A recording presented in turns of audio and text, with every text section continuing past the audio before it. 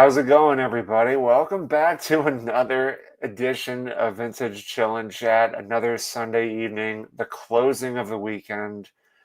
And fortunate for you guys get to have me for the hour. And then at 9 o'clock, you'll have me again on For Collectors. Why do I do this? Because I love hanging out and doing these live streams so much and interacting with everybody. And also because the one at 9 o'clock is going to be very interactive. Not that this isn't interactive, but clearly I'm just one person. And I can only kind of feed off the chat. But at 9 o'clock, the live stream for Collectors is going to be a lot of fun. It's a vintage card draft. It's going to be like almost as if it's like an actual draft where you're picking players. But in this case, you're picking cards. So each of the collectors that I have are going to start with $2,000, and they're going to be able to kind of go on a spending spree. But the caveat is that they can only pick in a draft style, in a snake-like formation. So that should be a lot of fun. It's going to be interesting to see what the strategies are with that, because you can easily blow through your $2,000. Or, and also, what if one of the collectors picks a card that another collector likes? Then they have to re-strategize. But that's not this hour. That's at 9 o'clock.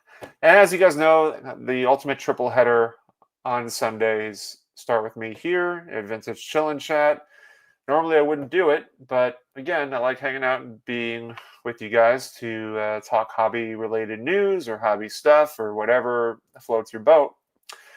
8 o'clock, of course, is Alex Bowman 53 in the Card Room Live, I believe based on his post that he made today, that he's going to have some collectors as well on with him during the live stream. What is he cooking up? I have no idea. But Alex Bowman 53 always brings a good show.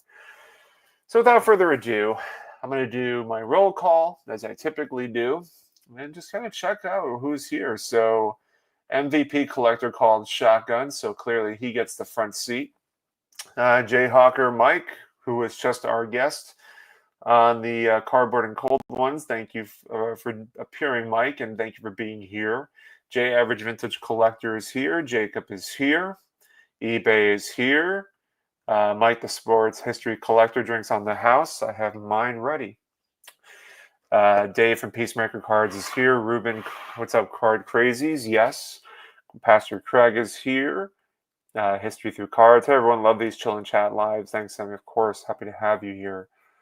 And Melissa is here. Happy Father's Day. Yes, happy Father's Day to everybody. And Carlisle speaks the same sentiment. Happy Dad Day to everybody. So I figured we'd kind of talk a little bit about the elephant in the room. And if you're curious what the elephant in the room is, it might not be an elephant. It just depends on how you perceive it. Let's talk a little bit about REA. Is it a big deal? I don't know. What do you guys think? REA just announced two big changes. All right. First, they're shortening the time that auctions are open. That sounds good to me. I don't want to have to be up 12 a.m., 1 a.m., 2 a.m., kind of battling it out with another collector for a card, or the auctions just keep on cycling through. I don't think they're changing the format, but it sounds like the overtime hours, whatever they call it, is going to happen a lot sooner than later. So that doesn't sound too bad. Second thing is they're increasing the buyer's premium from 20 to 23%. And I want to know what you all think. So I think all of us here know what a buyer's premium is, but in case you don't, it's a fee added on top of your winning bid. So for example, if your winning bid is $1,000, the hammer price will become, or has been, or would have been in the past with the existing rules, is $1,200. But now that they've added 3%, you're going to essentially add $30 to that. So it becomes $1,230. So and the other question is like, why does it matter? It makes every purchase feel a little more expensive, puts pressure on buyers to factor in the premium before bidding. And so, obviously a smaller card, it might not be that big of a deal, but I guess for a bigger card, I mean, once you start adding up the numbers, it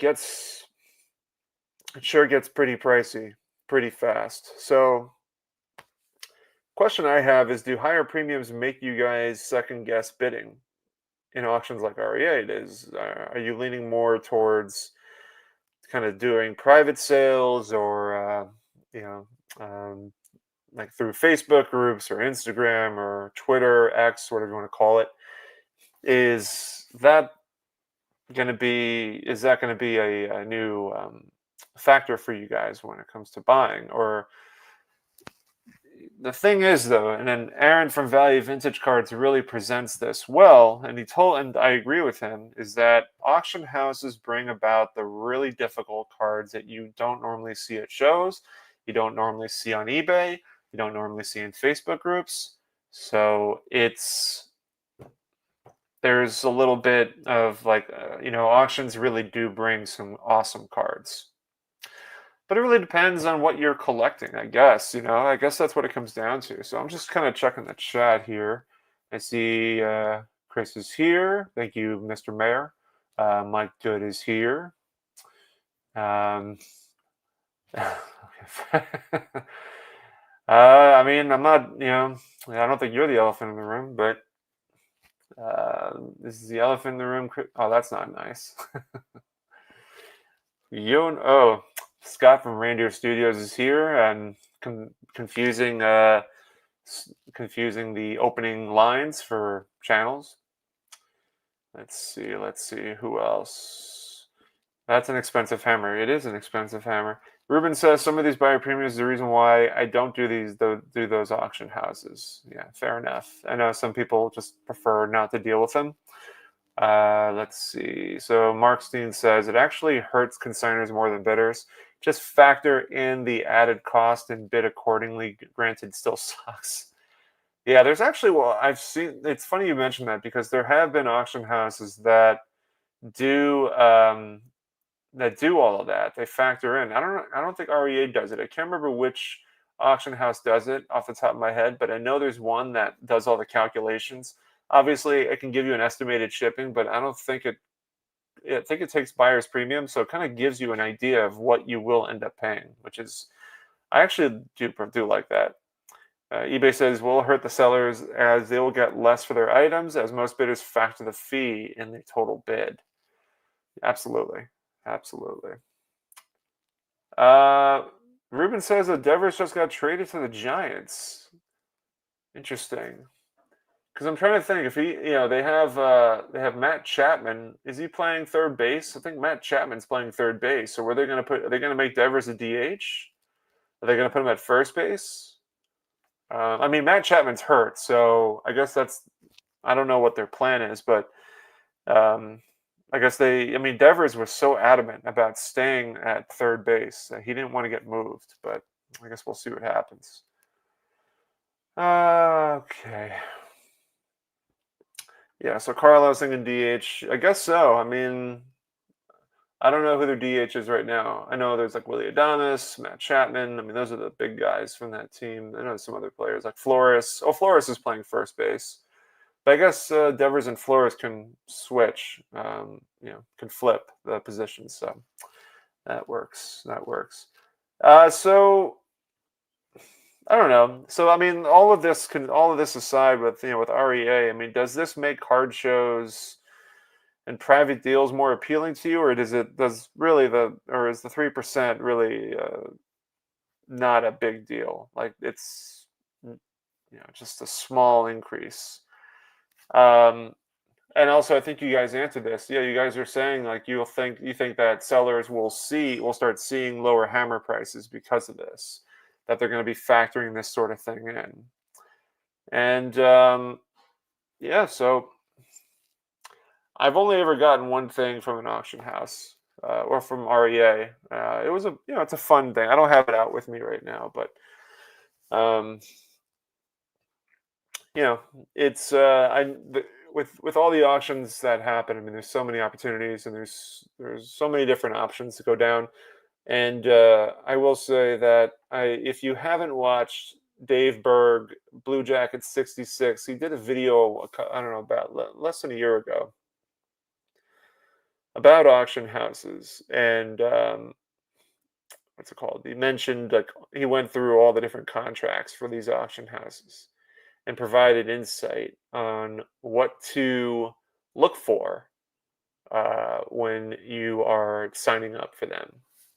I see Lenny just dropped in. What's up, Lenny? Good to have you here, man. Lenny's been making the moves, man. Everyone's making a video tagging Lenny. Lenny is playing the role of Santa Claus right now with all the cards he's dishing out to people. And good on you, man. I mean, that's a that's a very generous thing to do. So, and I could see Ruben Snyder just made a Laverne and Shirley reference, or I guess depends on the show. Here's Lenny, where is Squiggy? Oh man, so I hope everyone's having a great or had a great weekend. For me personally, I set up on Saturday. You guys may have seen the video. I set up at the Brooklyn Card Show, which was a lot of fun. I got a chance to set up next to Dan from Dan's Vintage Baseball PC, and B Roth Card Soup. You guys know Brian. He was set up at a different table, and it was kind of fortunate for him. He was actually set up right next to Art Shamsky. Art Shamsky had a table, and he had his books, and he was signing autographs for all the Mets fans that wanted to get his autograph. I went up to him. I just had a brief conversation. I didn't talk to him that long. I was curious who his favorite player was growing up, and what it was like to, like, he said he grew up watching Stan Musial. He was a big fan because Art was from St. Louis originally, and so he would watch the Cardinals games, or listen to the Cardinals games, and so he grew up idolizing him, and I think I could tell that when he mentioned, he's like, oh, I didn't get a chance to play against him.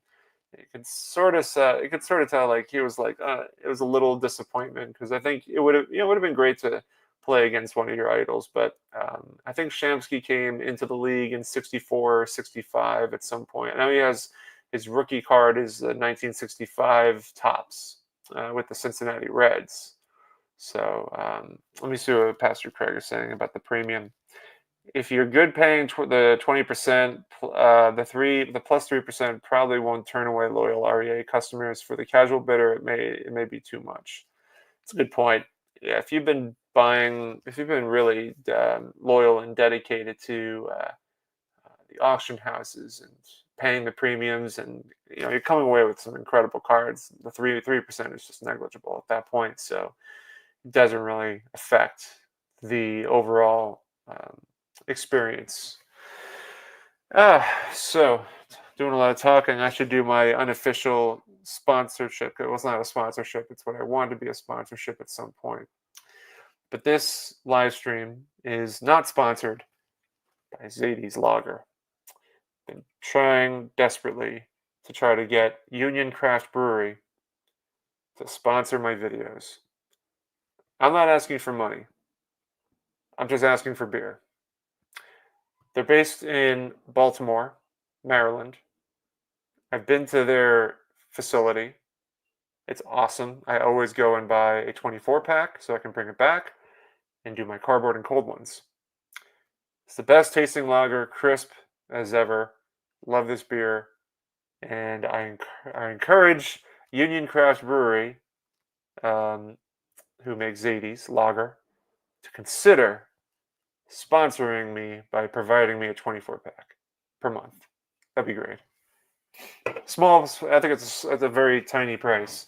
And I will even dedicate an entire hour on Baltimore Orioles, because they do have, I think it's an IPA called Steady Eddie, and it has Eddie Murray on there. So, yeah, I appreciate that. Give this man a sponsorship. Absolutely. Adam, hey, Sammy, and awesome people in the chat. Happy Father's Day to all the dads. Yes, Adam, I hope you're having a chipper day, as you like to say in your videos. MVP Collector, cheers, my friend. We'll definitely be circling back to more beer drinking on Thursday. We're going to have really an up and coming. I mean, he's kind of already at that point now, but he's really developed. I mean, he's becoming the new. What's the word I'm looking for? He's becoming like that premier vintage dealer that you see like Stan, you see Ash, you see William Chappell, and these are like Greg Halpig and there's just a number of other dealers that we all turn to for a lot of our pieces in our collection when we go to the National at Strongsville. But I do not want to.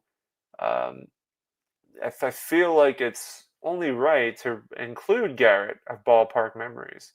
Garrett is making a name for himself in a very good way, and we're going to have him on Cardboard and Cold Ones on Thursday to learn more, kind of dive a little deeper into his journey as a dealer.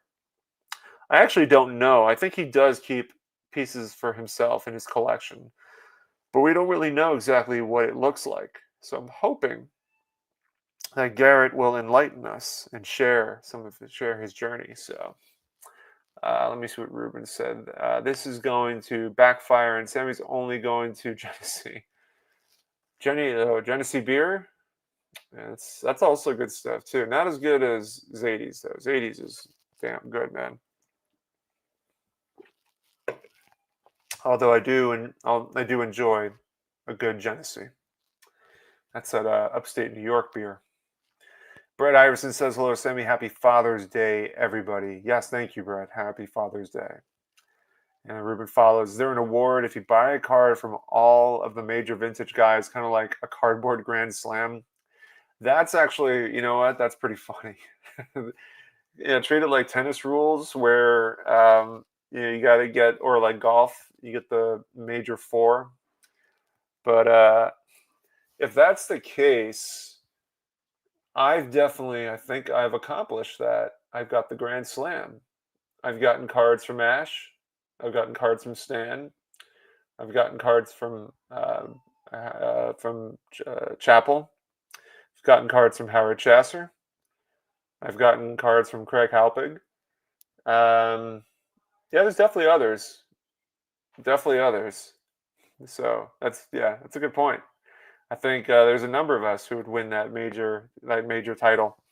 In fact, these aren't cards that I got from these guys, but I figured I'd share a little more insight about my most recent pickups because, I shared them briefly on the start of the week on Monday, but I didn't really go too far into it, and so I wanted to spend some time doing that. If you guys haven't gotten a chance to see the video, I'm going to showcase the piece now.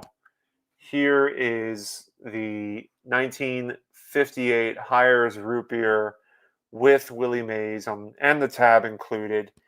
There's something special about these pieces. First off, these don't come up as frequently. I've seen them in auction houses periodically, but they just don't come up in regular shows. I think at the National, Orlando got his last year. It was raw, and he graded it, and he came back a 5 with SGC. Am I alone on this, though? Am I alone about the aesthetics of cards? If I were to put this in an SGC slab, the entire slab would be like, I don't have one right now. I don't think I can show. Let me see. Actually, I do. Here's my, this is my Mathewson Durham Duplex Razor from 1913, but I'm just using this as reference right now. If I were to put this here, you would have like the card sitting in this giant holder, and it would just be swallowed up by the framing of it. And I can't appreciate my cards that way.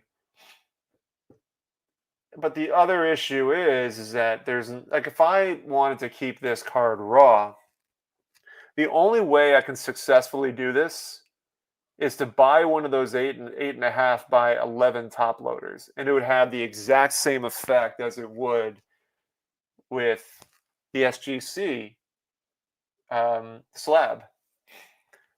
SGC doesn't slab oversized cards respectively to their dimensions. It's a one size fit all. And I really wonder if it's because I sometimes wonder, I'm like, am I really the only person who really thinks or factors in the aesthetics of a card? Can I appreciate the way a card looks in a slab? Am I crazy for thinking that way? I love the way that PSA slab this because it's slim, it's slender, and it doesn't pull focus away from the card.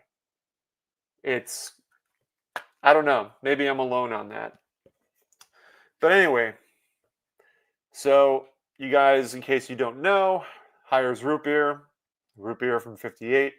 It was issued as a regional food drink premium. The cards were inserted into 6-pack cartons of Hires root beer bottles. Um, it was printed on a thick cardboard stock with a glossy finish. Each cards had like a die cut tab at the bottom, as you could see, for mailing in to join the Hires Baseball Club. And cards with tabs are significantly rarer than the ones without. Fun fact is, I believe that this was supposed to be the inspiration for Bowman, but they never pushed forward with that notion of using this as Bowman.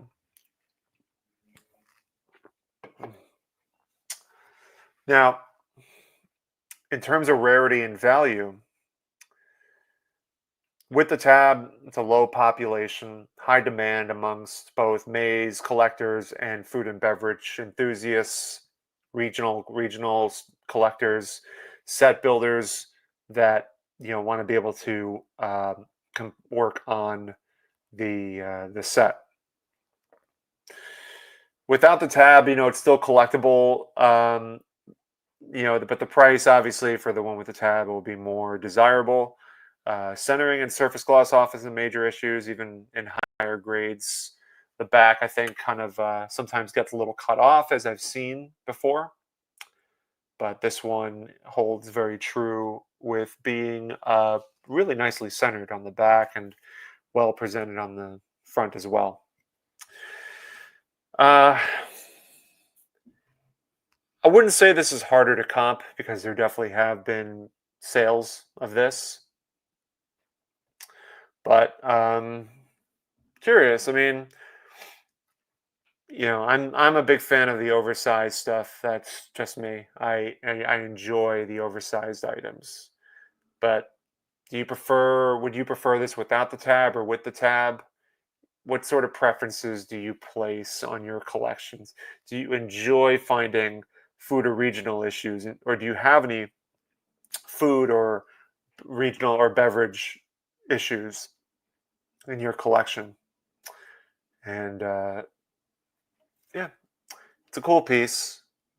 I'm glad I picked this up. I picked this up from a fellow maize collector, and yeah, glad to have it in my collection.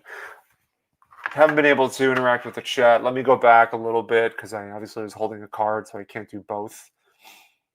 Let's see. We need Scott to make Sammy a shirt that just says with tab.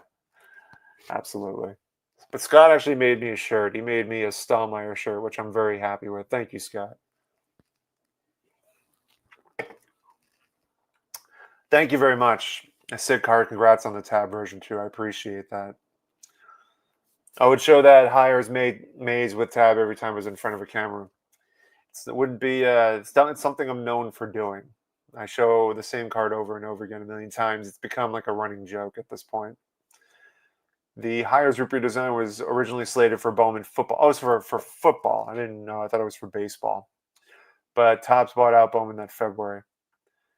As much as I hate to say it, there are cards and circumstances that PSA presents in a slab better than SGC. Yeah, that's kind of how I feel. And Lenny says I'm not alone in my feeling of the aesthetics of a slab. So thank you, Lenny.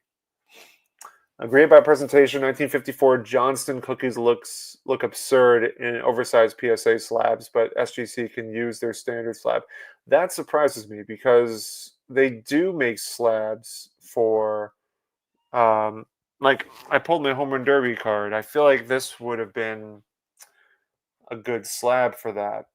So this is my Mays home run derby, and I feel like the 54 Johnston cookies would have fit nicely in here. Would have presented well, I think. Remember, a broken clock is right twice a day. And yeah, it looks good in that. Adam says, I think the slab can add to and take away, so I agree. Yeah. Craig says aesthetics is important. You have to look at it. SGC really didn't do well with oversized items. It depends. Depends on how big the oversized item is. So I to design a Bowman where you're looking through a knot hole at a television set with a player. Let's see. Beckett is in the past had two different size slabs for oversized and postcards as well. One the serving tray size and one like PSA. Yeah, the serving tray kind of drives me nuts. I mean, if I'll put it this way. If I found that Hires Root Beer Maze with tab in an SGC slab for the right price, I'd absolutely get it. I'd consider reholdering it. Probably would reholder it or put it in a PSA slab so it looks more presentable. But it doesn't stop me from going and buying one if that was the case. Ruben says, as the completest, I would want the tab attached. Yeah, and full tab. So everyone's saying with tab. Thank you again, Scott. That was an awesome surprise. So, and Scott rocks, Cleveland doesn't. And we all show the same card. I've shown my Seaver rookie many times. It's hard not to appreciate it. So, yeah, so that's one of the pieces that I wanted to kind of give a little more appreciation towards. The other piece is, of course, I mean, this is a monster piece to pick up, but the 1909, sorry, the glare is really going to get this bad, but 1909 to 1916, Max Stein postcard of Christy Mathewson, and it's a gorgeous shot of him here. This particular shot of him has been used time and time again in different sets. I don't know if this is the origin, like the original time it was used. I haven't looked that up, but with him in that position and the crowd right behind him there, to me it's just a gorgeous card. Now there's other, Max Stein postcards were featured in, other players were involved. I think Ty Cobb is in there, which is a very desirable card. I mean, the set in general is very desirable, but an absolutely dynamic piece altogether. Max Stein was a Chicago-based photographer from 1909 1916. The real photo postcards, they featured, black and white portraits of the ball players and other celebrities. So it wasn't just baseball. It was part of a broader trend of pre-war postcard collecting, especially during the height of Matty's popularity. It's one of the scarcest, most desirable postcards of the Hall of Famer. It features a really nice photographic image of him in uniform, and has his name and the team printed. So as far as pop goes, one of the lowest pop report cards that I know of. I think it was lower than far low, like maybe 6 or 7 have been graded. These were often, the thing is that a lot of these postcards were you either discarded, they were mailed, or they're damaged over time. So finding a clean one like this it's just incredibly difficult. Now, clearly, I mean, there's been a surge in prices for postcards. Um, Collectors look for out of the box sort of items. There's a variety of different tobacco size or candy based cards that exist. But the postcards are finally, in my opinion, getting a lot more recognition than they used to. So there's been a huge surge in price. I mean, this card alone was $4,000. Very, very expensive piece. So yeah, this has been Max Stein postcards have taken quite a increase in price, but they often fly under the radar. They did. Despite its historical significance and its rarity, it appeals to various collectors who've acquired more mainstream Matty cards and like the T205, the Portrait T206. So again, stepping out of the box a little bit.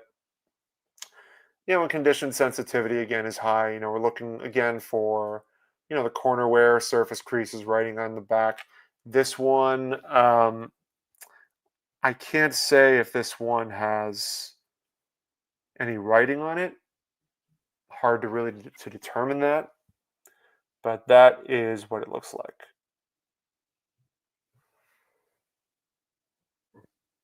So there you have it. Often really cool piece overall. So let's see. Yeah, everyone's talking about Devers being traded to the Giants. Almost every Matty item exhibits elegance and class. Fascinating. Thank you, Mike.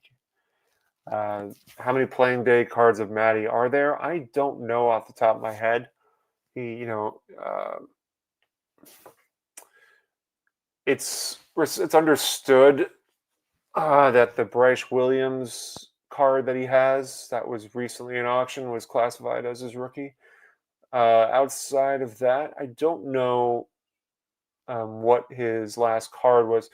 A good resource for that is Trading Card Database. I love using that. In fact, I'll use it right now and type in Christy Mathewson, and we can kind of look at it together and determine that. So let me see if I can actually bring that up. Let's share a screen. Okay. So here we are. And some of the earliest, the Sporting Life cabinets are, I mean, it's unbelievable. But here's that Bryce Williams I was talking about. It's a great, I don't know if this will blow up. No, it won't. So, great shot of him.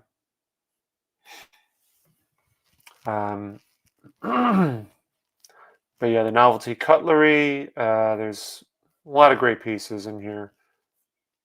But you're asking like, how many does he have? I mean, there's tons. You can kind of just see it. There's so many of them. Different backs from the T206. So I'm just going to skip and jump pages here and see if we can get. So we're already at 1940 on page 5. Let's go to page 4, and we're back at 1912. They go by the date. So if we're going down all the way. So, okay. Yeah, now we're kind of getting into the nitty gritty of it. So a lot of the strip cards, Mother's Bread, Fleischmann Bakery. I mean, even these cards, I mean, it's just like the Fleischmann Bakery one is just so pricey. I've never seen one in person, but suffice to say, there are a ton of them out there. A ton of cards out there for Matty Just depends on what you're looking for. Let's see what he says. I just bought a 1907. I don't know. I've never been able to pronounce that word. It was a Diche postcard Orville overall 8-1 in the 1907-1908 World Series with a 1.58 ERA in postseason. Those postcards are truly. I mean, you want to talk about tough and scarcity. Those cards are tough. Yeah. With all the variations and backs, a ton of Matthews and playing days. You know, it kind of goes to show just like how many different brands of tobacco there were. Tobacco was a big deal, man. Tobacco was a huge deal, but it was monopolized, and it took Teddy Roosevelt to break that up so that Duke, that was the American Tobacco Company, I think was the name of the monopoly or the company that swallowed up all of the swallowed up everybody. But I think it was 1909 and kind of maybe 1908. I'd have to look up the article that I read again on this, but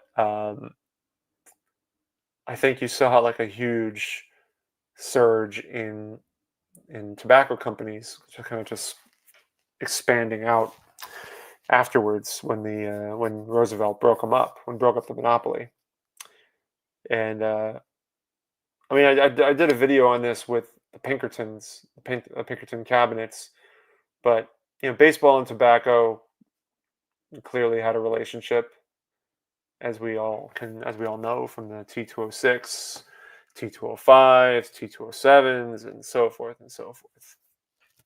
So there you have it. But yeah, I wanted to kind of give more depth on those cards because I briefly showed them in the start of the week last week, and so I didn't really get a chance to dive into it. And one of the things, again, that I'm really aiming for is to appreciate the pickups that I make, admire them, give them some time to enjoy them, and to really understand the significance of what the card means in my collection, and how it how it connects with me. It's like, why did it's what makes it so special? Scarcity, rarity, postcards just being my oversized, or postcards being something that I just truly passion for. Because I guess now this would make it my, I have the two Pinkertons with a scorecard back and a blank back. This piece, the Max Stein. But there's definitely, I mean, I enjoy and appreciate a lot of the tobacco-based cards, the Cracker Jacks, American Caramels, Standard Caramel. So it's a lot to appreciate. It's hard for me to, break down the very nitty-gritty of what, like, I can't even explain it. Why do we, what is like,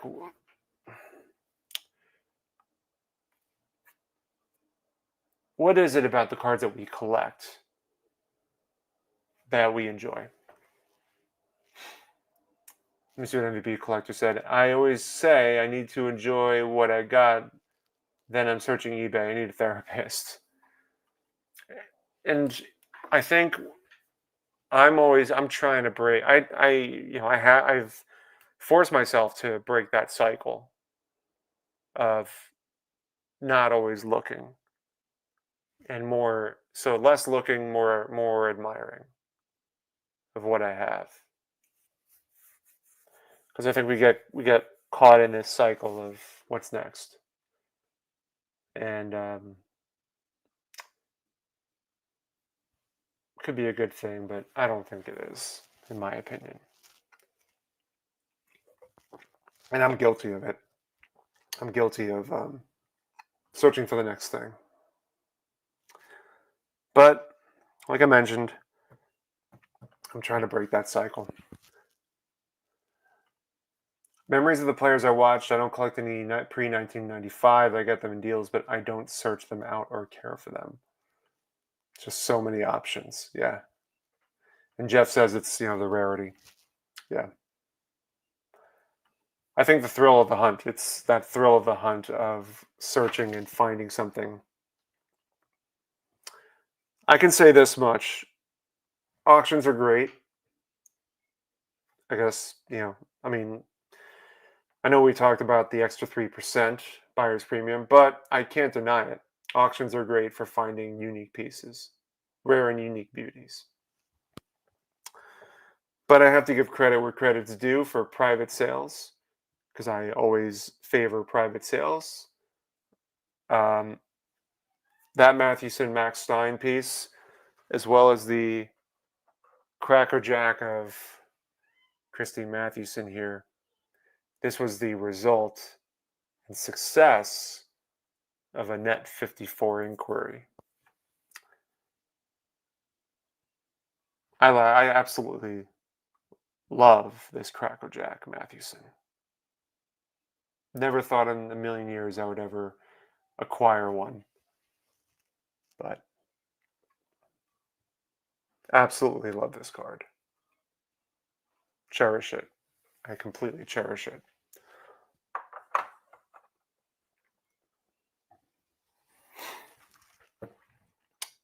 I think I've said everything I've needed to say for this chill and chat tonight. So I'll leave it open to the chat if anybody has any questions or comments they want to mention. Chris Missouri says reflection is the key to tamper desire. Yeah. If you can acquire that self-reflection and harness it, then you can definitely tamper desire. Sensei Chris with wise words. Well, I was listening to Chris today or yesterday. I was listening to Chris with in the golden age of cardboard, and he mentioned that he was at one point a college professor. So, yeah, there's that. Warren D and CLE is going to be joining me in a few hours, and the four collectors. Looking forward to that. So, older players I didn't see.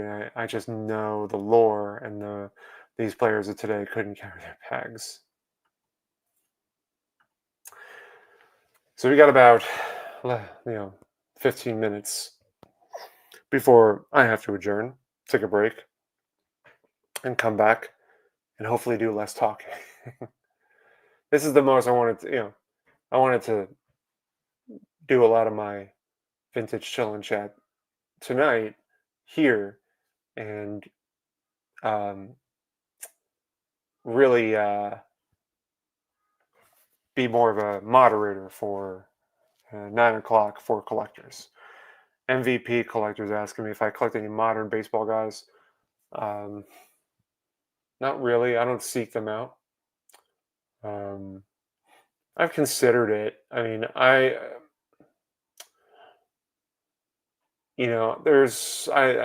one point I really like Jacob deGrom.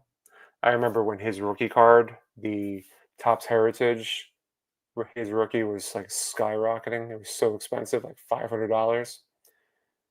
And that's the scary thing with modern for me, is buying at the wrong time. So that for that reason I stay away from it, because to me it's it's incredibly volatile. Man, let's see, Adam. All right, dad joke time. When does a joke become a dad joke? When it becomes a Thank you, Adam. The older I get, the more I look towards the past. I can't cheer for these multimillionaire youngins that are, for the most for the most part, can't even play. Interesting. Is Warren able to stay up past 9? We're going to find out. I like my Rangers after winning the series. Had me get some of their cards. And so everyone's really all right. So it sounds like the chat is talking a lot about modern players today versus the days of yesteryears, or the players of yesteryears. So I can't really speak on that. I can only, for me personally, I watched players. My time in baseball was mostly in the 90s as far as going to games and watching. Exciting times. I mean, outside the steroid use, which, for me, it was McGwire and I think McGwire. I'm trying to remember which cards were selling like crazy. Between I would go to summer camp and we'd bring our cards. I mean, I wish I could truly remember what we were trading for. But I know McGwire was super, super popular in the 90s for young collectors like myself. McGwire was big. I guess Sosa was big too. I mean, as far as cards go, but I think McGwire had more popularity amongst younger collectors. Let's see, who else? Oh, man. Yeah, Mike Piazza, I guess. Manny Ramirez, Derek Jeter, obviously. So, yeah, man. Let's see what we got going on. I'm mostly vintage. You came at the end of the golden era. You still had Brett, Yount, Molitor, Morris, and now Griffey. Oh, of course, Griffey. I'm completely forgetting Griffey. Of course.